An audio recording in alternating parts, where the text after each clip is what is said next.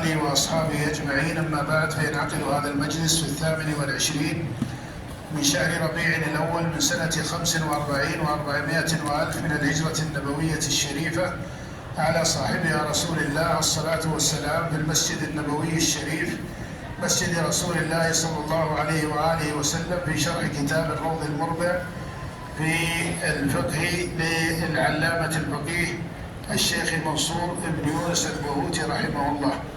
وكنا أتينا على بعض كلام المصنف في باب الاستنجاء. نعم.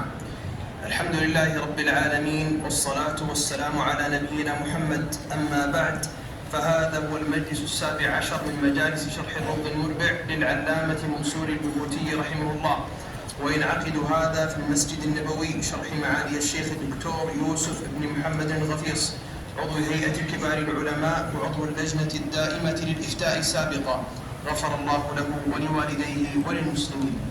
قال المصنف رحمه الله تعالى: وزاد في الإقناع والمنتهى تبعا للمقنع وغيره الرجس النجس الشيطان الرجيم، لحديث أبي أمامة رضي الله عنه: لا يعجز أحدكم إذا دخل مرفقه أن يقول: اللهم إني أعوذ بك من الرجس النجس الشيطان الرجيم. ويستحب أن يقول عند الخروج منه.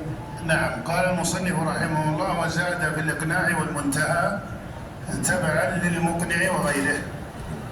ثم ذكر بعد ذلك حديث أبي أمامة. هذا الحديث الذي ذكره المصنف هو حديث بين الإعلان والضعف، وهو حديث أبي أمامة رضي الله تعالى عنه. وهذا الحديث جاء من رواية عبيد الله بن زهر عن علي بن يزيد عن القاسم عن أبي أمامة. وهذا الإسناد بهذا الاتصاف إسناد ساقط، بل إن ابن حبان رحمه الله يقول: إذا اجتمع